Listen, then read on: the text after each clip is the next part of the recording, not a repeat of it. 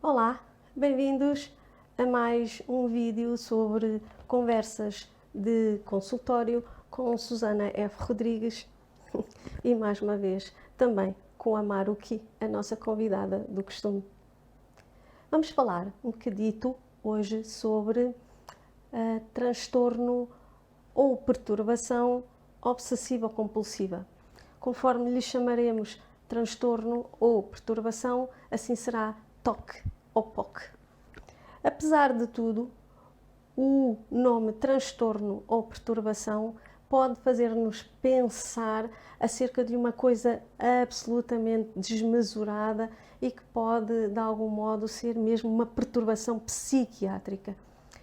É verdade, sim, em algumas circunstâncias, as questões obsessivo-compulsivas tomam a forma de um transtorno ou de uma perturbação e tomam de assalto a vida da pessoa e o seu cotidiano, que fica comprometido por uma quantidade de sinais que já vamos falar um bocadinho sobre eles.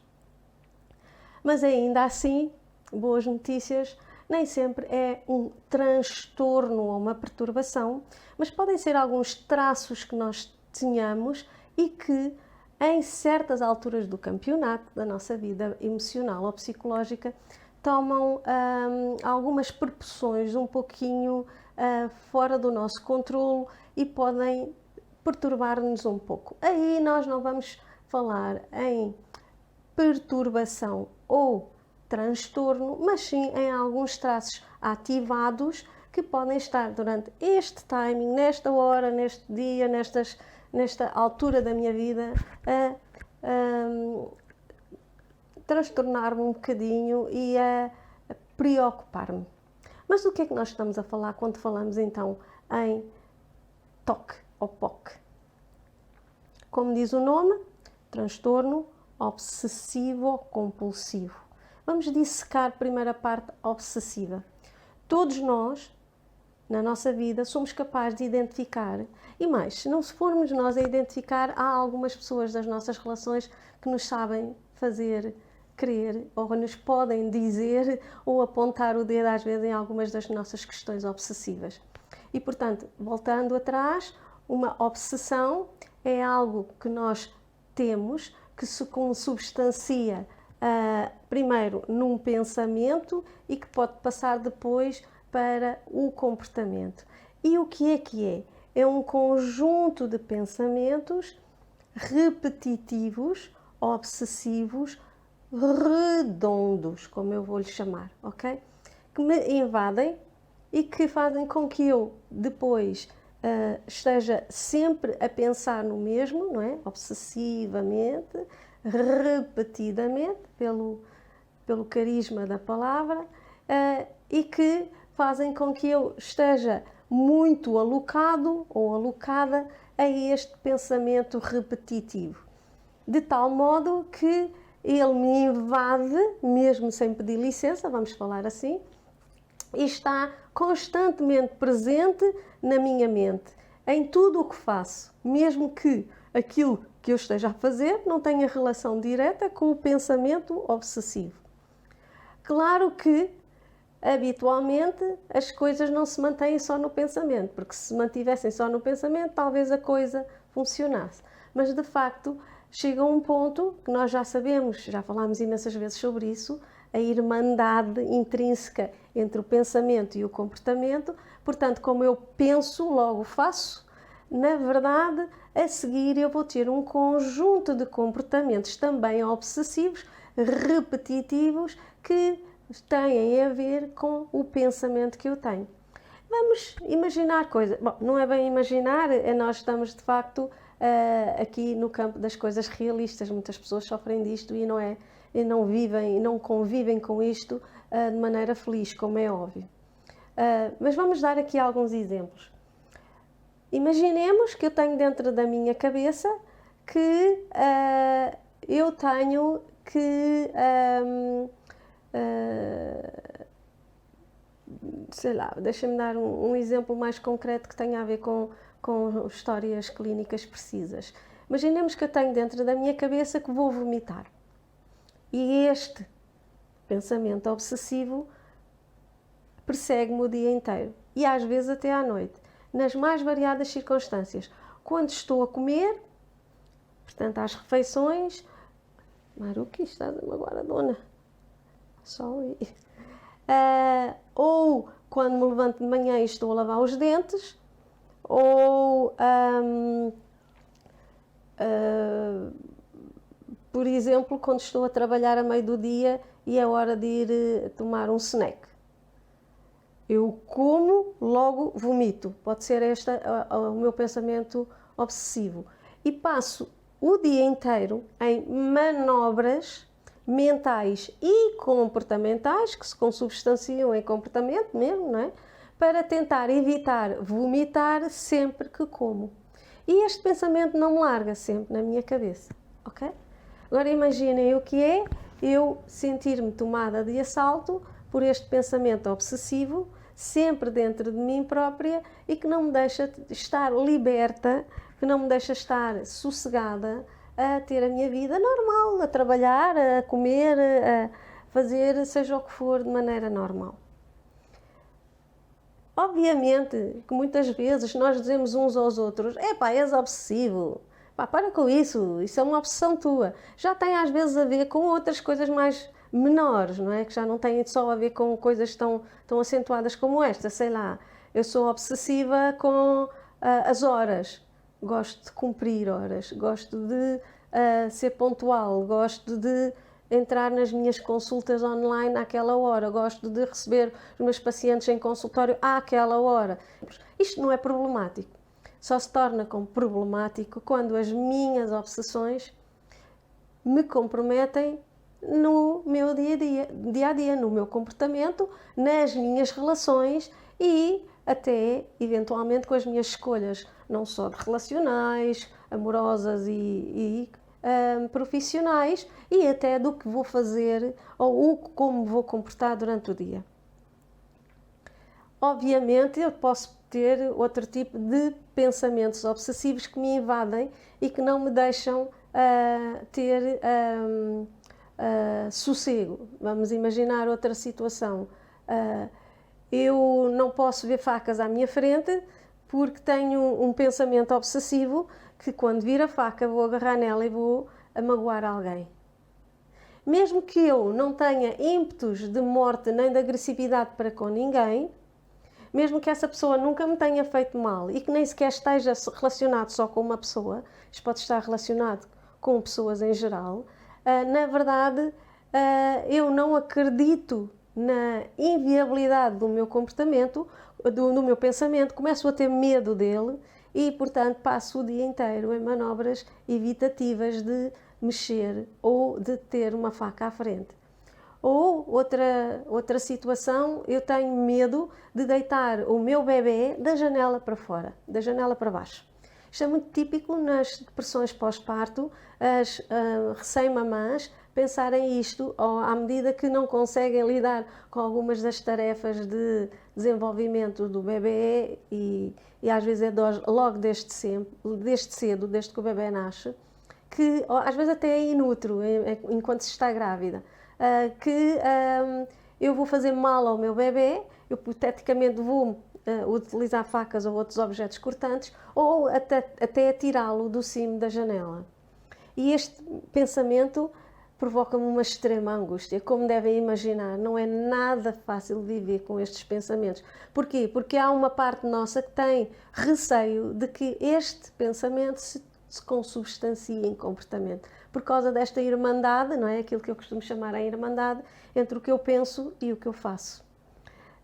Obviamente que nestes casos de obsessão é infinitamente improvável que a pessoa passe ao comportamento o que pensa. Mas na grande verdade a pessoa não sabe isso. A pessoa está angustiadíssima face à invasão destes pensamentos e, portanto, sente que poderá passar ao ato. Agora vamos passar à outra parte, à parte compulsiva. a definição de compulsão tem a ver com o eu não conseguir deixar de fazer determinada coisa ou comportamento. Está como que fora do meu controle. Vamos imaginar, eu não sou capaz de ir para o trabalho sem antes dar 3 voltas consecutivas em redor ao meu carro. É um exemplo. E mesmo que eu pense, este comportamento é aberrante, o que é que eu estou a fazer a dar 3 voltas, ou 7 ou 8, em volta do meu carro? Isto é uma compulsão, não é? Se tem ou não um significado, habitualmente nós achamos que não. Faz-nos muita confusão quando temos nós esta compulsão. Portanto, a compulsão é algo que não conseguimos deixar de fazer, não é? Já acabámos de dizer. Mesmo que tenhamos um racional que nos diz assim, epá, isto não faz sentido, para que é que isto serve? Na verdade, não somos capazes de deixar de o fazer. Ou estamos, por exemplo, num hospital, no hall de entrada de um hospital, ou da polícia judiciária, ou de um centro comercial, algo assim, um grande espaço público, e vemos que no chão há ladrilhos, mosaicos pretos e brancos que alternam um com o outro. E eu sem me dar conta, ou até dando conta, eu só consigo andar nos pretos. Portanto, vou evitar pôr os pés nos ladrilhos, ou no azulejo, ou no quadradinho, ou losango, seja o que for, que está no chão, que é branco. Porquê? É só no preto que eu sou capaz de andar. Isto é uma compulsão, ok? Outra é, sei lá, vamos imaginar aqui coisas, eu tenho que me levantar à meia da noite porque fui invadida por um pensamento obsessivo de que os meus chinelos não estão paralelos à beirinha da cama, que estão largados ao acaso.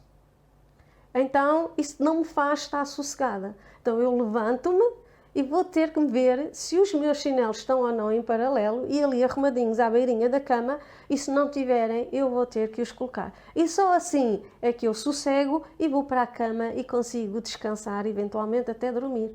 Senão, vai ser uma noite passada em branco. Então, reparem o cariz do que é uma compulsão.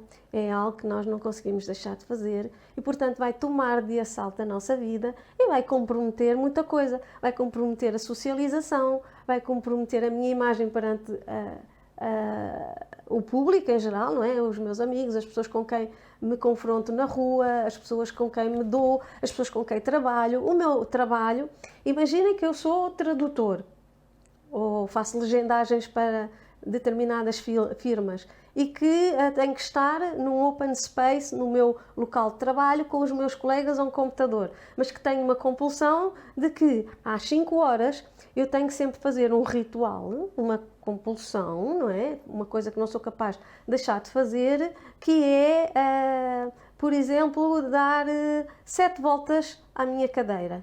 Ou tenho sempre que às 3 horas em ponto desligar o computador e ligar 4 vezes. Tudo de seguida. Só assim é que me consigo tornar a sentar e voltar a ter a produtividade no meu trabalho. Estou a dar alguns exemplos. Claro que há um manancial de outras situações. Claro que muitas vezes isto tem mais outros contornos e já vamos falar sobre eles, mas de facto o que é importante que se perceba aqui é que quando estas coisas tomam o contorno de obsessão-compulsão, são invasoras e nós não conseguimos deixar de pensar ou fazer o comportamento. E aqui vamos a outra parte que tem a ver com a ritualização do comportamento. Quando falamos nas compulsões, quase sempre elas se tornam rituais. Há um conjunto de rituais que depois nós começamos a fazer de maneira compulsiva, não é? E obsessiva, sempre, que vão tomar conta de nós em determinadas circunstâncias e que podem, de algum modo, impedir que sejamos felizes ou que os outros compreendam o nosso comportamento e que não entendam porque é que temos que o fazer. Vamos, por exemplo, falar nos rituais de verificação. Já estou a caminho de casa, do trabalho, já vou no comboio ou no carro, seja o que for, ou no barco, e de repente, é lá, eu não apaguei o esquentador. E portanto, o que é que eu faço? Isto é todos os dias a mesma coisa, volto atrás para ir verificar se o esquentador está ou não apagado. Eu posso até estar num avião a caminho de Londres, mas nem me vai sossegar se eu telefonar para Portugal e pedir a alguém para ir ver o esquentador. Há algumas pessoas que apanham um avião de volta e vêm a Portugal tornar a ver se o seu esquentador, que já viram 3 ou 4 vezes antes de ir embora, está ou não apagado. Quem diz o esquentador diz outras coisas. Claro que já estou a falar aqui num ponto muito exagerado, não é? Que chega a um ponto que as pessoas que têm coisas destas já nem vão a Londres de avião, não é? Porque sabem que, algures a meio do campeonato, vão ter a necessidade de ir verificar se alguma coisa dos seus rituais está ou não cumprida. Agora vejam o que é que isto pode transtornar uma pessoa. Vamos falar outro tipo de verificações. Por exemplo, verificação se tem ou não a chave do carro dentro da mala ou no bolso. E já verifiquei 30.000 vezes e ela está lá, mas eu não sou capaz de parar, eu tenho que lá ir mais. Tem que ser 31.000 vezes. Ok? Ou ainda, outro tipo de rituais. Por exemplo, quando eu considero que eu tenho que contar, por exemplo, o número de veículos que passa por mim. Ou que eu só sou capaz de apanhar o comboio depois de ter contado 30 carros vermelhos. Senão já não apanho o comboio. Ora bem, o que é que estes rituais estas compulsões nos dizem a nós, psicólogos? A nós dizem-nos o seguinte: isto está muito estudado e, portanto, não estou a inventar nada, não é? Toda a compulsão ao ritual de verificação ou de contabilidade ou de persistência em determinado comportamento, não é? Mantido e obsessivo e compulsivamente que tem que ser efetuado, tem a ver com uma crença irracional que a pessoa tem de que determinado tipo de obsessões do pensamento, ou ideativas, vamos chamar-lhe assim, vai desaparecer se ele efetuar este tipo de comportamento. Sei lá, vamos imaginar uma pessoa que pensa que vai vomitar cada vez que come. Então, tem um ritual que faz, que aparentemente não tem nada a ver com o vomitar, pode-vos parecer estranho porque às vezes não tem nada a ver com o vomitar, mas vamos imaginar que tem um ritual de lavar as mãos 30.000 vezes por dia. Que esta é outra preocupação muito nas obsessões compulsões, que são os rituais de limpeza. A pessoa tem que limpar 30.000 vezes tudo em casa, por mais que já esteja tudo limpo e absolutamente brilhante e cheio de lexívia e de todos os outros produtos de higiene possíveis e imaginários. Mas a pessoa, quando chegar a casa, vai aspirar de novo, vai lavar de novo, vai meter lexívia e vai de novo passar parte do seu tempo, habitualmente maior parte do seu tempo, a fazer limpezas. Mas vamos voltar atrás. Às vezes o ritual de limpeza não tem a ver absolutamente diretamente com a obsessão que está na sua cabeça. Às vezes a obsessão pode ser: há ácaros aqui em casa e nós vamos ficar doentes com isso. Ok, aí até parece que há uma justificação entre o ritual de limpeza, a compulsão à limpeza e a ideia obsessiva de que há ácaros e que as pessoas vão ficar contaminadas com os ácaros. Mas outras vezes não. Vamos imaginar, eu tenho uma ideia de que vou vomitar, é um exemplo, e tenho um ritual de limpeza que não tem nada a ver com o vomitar, porque nunca vomitei. É apenas uma ideia de que vou vomitar, mas eu nunca vomitei, ok? Porque habitualmente não há um precedente em que a coisa aconteceu na vida da pessoa e por isso ela fica obsessivamente a magicar de que aquilo pode voltar a acontecer. Pode ser assim também, mas habitualmente não houve um precedente, era apenas uma ideia obsessiva. Mesmo que haja o precedente, esse precedente foi a um passant na vida das pessoas, habitualmente, e ela depois generaliza com medo que aconteça e por isso vai ter que encontrar um conjunto de mecanismos de defesa, habitualmente as compulsões e as obsessões e as ritualizações que o vão sossegar. Obviamente que este mecanismo de defesa não é eficaz, não é? Como todos os mecanismos de defesa psicológicos não são de facto eficazes. E vocês que já ouviram alguns dos meus vídeos já perceberam que isto é um dado adquirido. Os mecanismos de defesa são sempre ineficazes. Como diz o nome, servem para nos defender de uma dor psicológica, mas na verdade não são eficazes porque a dor se mantém. Há uma ilusão no nosso cérebro e nestas questões das obsessões, compulsões é a mesma coisa, porque há uma espécie de um pensamento mágico de que se eu fizer este comportamento, e tem que ser de maneira repetitiva para que a obsessão desapareça na minha cabeça, não é? Se eu fizer este comportamento, então talvez eu deixe de ser invadida com o pensamento que me angustia. Vamos imaginar se eu, de facto, conseguir lavar 30.000 vezes as mãos, eu fico mais limpa do meu pensamento obsessivo de que vou matar alguém quando eu vir uma faca ou uma tesoura pontiaguda, é um exemplo. A angústia que me provoca o meu pensamento obsessivo é tão grande que eu vou buscar um comportamento ritualizado ou compulsivo, que eu não posso deixar de o fazer, certo? Para, de maneira mágica, suplantar o meu pensamento obsessivo. Claro que não dá resultado, o pensamento continua-me a invadir e eu continuo a fazer o comportamento para evitar que o pensamento me invada, mas como ele continua a invadir, eu continuo a reiterar que preciso de aumentar o comportamento ritualizado, ou de evitação, ou de higienização, ou seja lá o que for, para parar com o pensamento obsessivo. Então chega a um ponto que eu acho que tudo me vai acontecer, não é? Já tenho medo de se vou no autocarro e ponho a mão no varão porque alguém também lá meteu a mão e até está contaminado, se calhar até com Covid.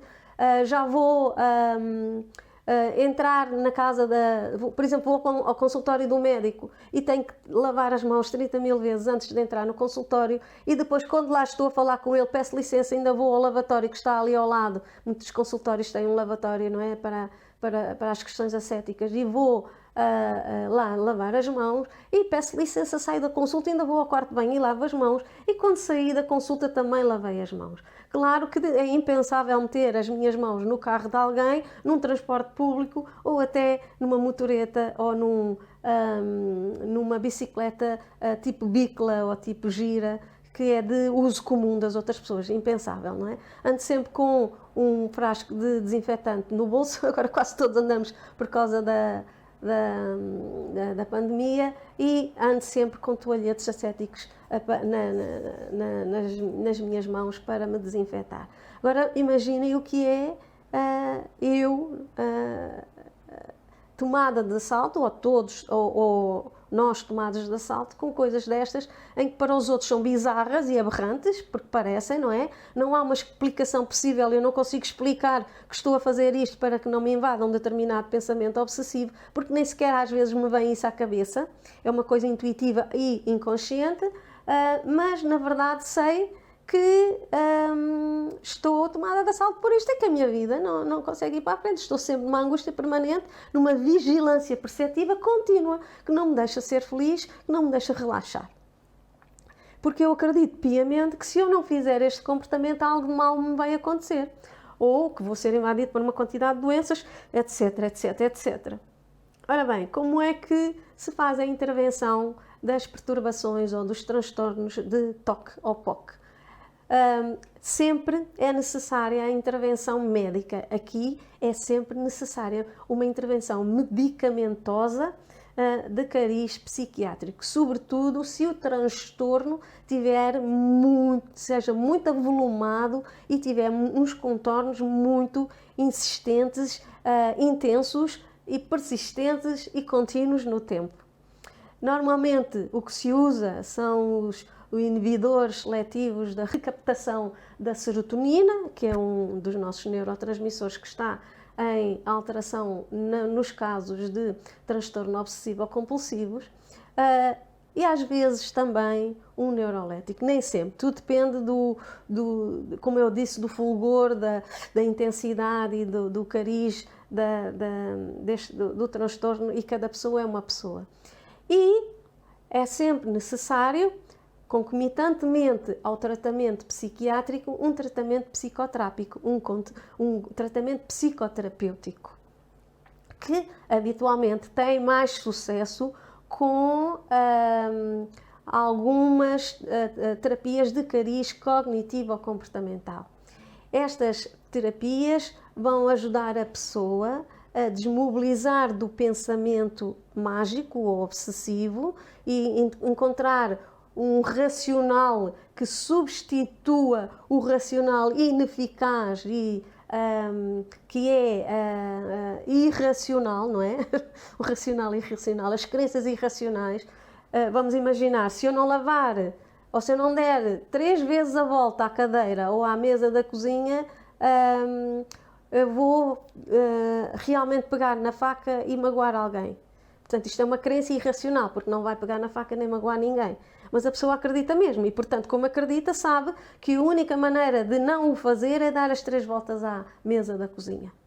Acredita piamente nisto e, portanto, primeiro, precisamos de dissecar este pensamento mágico, não é? Que é bizarro e não tem relação uma coisa com a outra, mas na cabeça da pessoa tem. Temos que ajudar a pessoa a trabalhar isto e depois teremos que ajudar a pessoa a confrontar-se com os estímulos aversivos, os estímulos que lhe fazem mal e da qual ela tem medo. Até nisto podemos dizer que a pessoa é fóbica a determinado estímulo. E depois arranjar mecanismos de confrontação com esse estímulo, de maneira a que a pessoa perceba que mesmo na presença do mesmo nada vai acontecer. Primeiro será virtualmente, depois será no contacto direto com o estímulo. Sei lá, vamos imaginar que eu tenho medo de elevadores e que não vou, isto é uma fobia, não é? Mas não vou para o elevador porque tenho um pensamento mágico de que fico sem oxigênio se o elevador parar. E este comportamento obsessivo, este pensamento obsessivo está sempre dentro da minha cabeça, porque às vezes há uma relação intrínseca entre as questões obsessiva-compulsivas e as questões fóbicas, está bem? Porque há sempre um medo, há quase sempre um medo dentro das obsessões. Mas imaginemos que mais tarde ou mais cedo, quando a pessoa estiver preparada, é possível, nem sempre é assim, mas é possível que parte do programa de recuperação terapêutica tenha a ver com o ir a um elevador. Claro que a pessoa não irá sozinha, portanto há aqui um conjunto, uma coisa que nós chamamos de sensibilização sistemática, passa por um processo sistemático em que a pessoa começa a desensibilizar aquele estímulo como sendo nocivo para ela e passando a ser inocente, inócuo e estéril para si. Ora, isto tudo segue um protocolo. Este protocolo está bem estabelecido, é conhecido dos psicólogos e é aplicado nas questões dos transtornos obsessivo-compulsivos e é aplicado de acordo com as circunstâncias e com as dificuldades específicas de cada pessoa. Não é uma espécie de chapa 21, eu tenho aqui este protocolo, não é? É assim que ele se aplica, eu vou aplicar à Maria como vou aplicar ao José, como vou aplicar ao Adriano da mesma maneira. Nem pensar, até porque as obsessões compulsões do José, da Maria e do Adriano podem ser muito diferentes. Este tipo de terapia está vocacionado para o sintoma, obviamente, e não para a origem do mesmo. Claro que se a pessoa fizer depois também um trabalho mais tarde de incursão em questões mais profundas e mais analíticas acerca do porquê, porque é que tem que utilizar um mecanismo que mesmo que seja ineficaz para se defender deste estilo e que acaba por ser praticamente patológico, aí convém depois também fazer uma terapia que vá ajudar a abrir gavetas e a perceber o porquê do sintoma para evitar uma recidiva, não é? Para evitar que ele volte a invadir-me.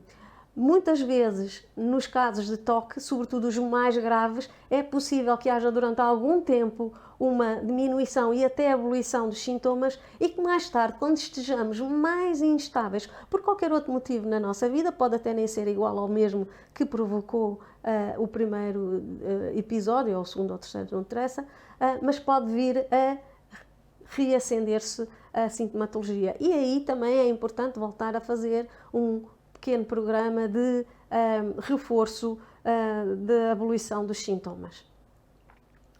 Uma coisa interessante nisto é que muitas vezes as pessoas, isto é tão doloroso para elas e é tão bizarro que elas próprias até percebem um pouco da bizarria que é, e portanto até se evitam estar expostas a outras pessoas que percebam o que é que está a acontecer, porque é ridículo para os outros no ponto de vista dela, da pessoa.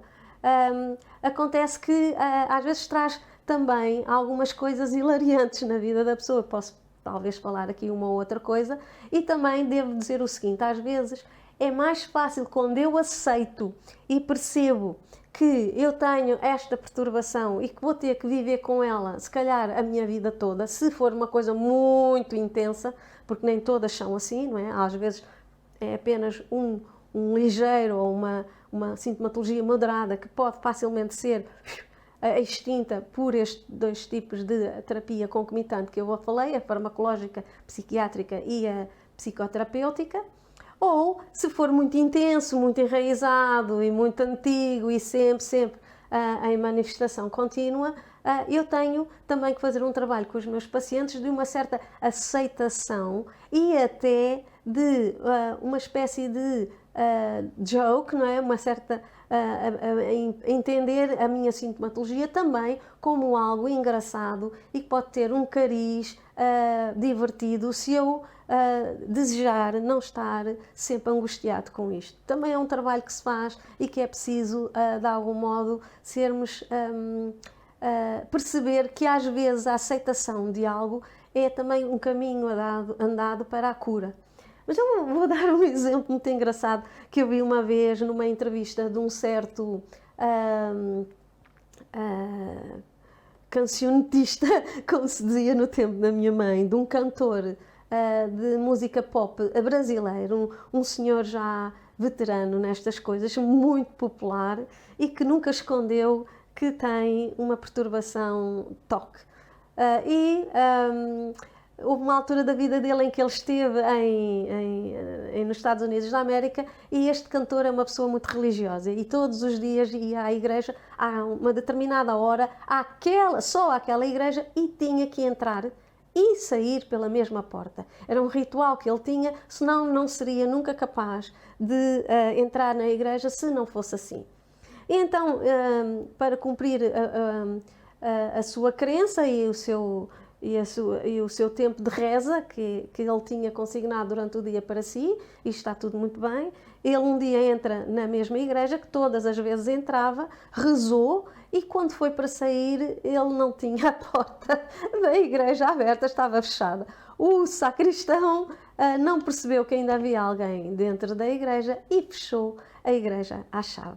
Na verdade, este cantor ficou absolutamente desbaratinado porque ele tinha uma crença e uma obsessão de que tinha que sair, não é, pela porta principal da igreja, e como é que agora ia ser se a porta estava fechada. Claro que todos nós, e ele fez o mesmo que todos nós faríamos, foi procurar dentro da igreja, na sacristia ou coisa que o valha, se estaria lá alguém. E no facto ainda lá estava o sacristão. Portanto, ele abordou o sacristão e disse que não se importava de que ele pudesse abrir a porta. Para já perguntou porque é que aquilo estava assim e ele explicou que era um dia diferente dos outros e que agora, a partir desse dia, iriam passar a fechar a uma hora mais cedo e que havia uma alteração dentro do esquema de abertura da igreja. Este cantor disse-lhe: mas espere, mas isso não pode ser, porque eu quero vir à igreja àquela hora, tenho que vir só àquela hora, e a essa hora que você está a falar já está a porta fechada e eu não posso, tem que ser sempre àquela hora. E o sacristão, não é, com os olhos abertos, não percebia e disse: não, mas nós agora alteramos a hora, é uma ordem superior do patriarcado, seja o que for, estou para aqui inventar as coisas, e agora vai passar a ser assim. Mas em relação ao sair, não tenha problema, vamos sair os dois, eu também vou sair agora, vamos sair aqui pela porta da sacristia, que é a porta lateral. E este cantor dizia com algum humor: Vocês estão a ver eu em frente ao sacristão, com as mãos na cabeça e a dizer: o senhor não me está a entender, eu tenho mesmo que sair pela porta principal, não pode ser pela lateral. E o sacristão dizia: mas porquê? Vamos sair na mesma, é a mesma coisa do que sair pela principal. E ele dizia: não, você não me entende, eu só posso sair pela principal.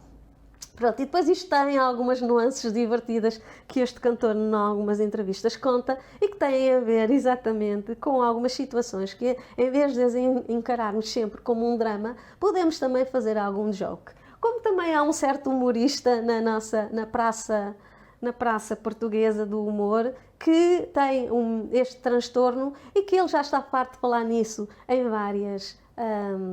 várias entrevistas e que tem feito do transtorno uma maneira até de poder ter alguns ganhos secundários na sua vida, brincando um bocadinho com isto, já que é humorista, e até convidando o seu transtorno a invadir a sua profissão e até ajudá-lo a ter algum rendimento. Por exemplo, neste momento eu penso que ele escreveu um livro sobre isso e que até tem um programa de televisão, não sei se tem ou se vai ter, isso está na forja, que está centrado em alguns episódios ou em episódios de pessoas que têm transtorno obsessivo compulsivo.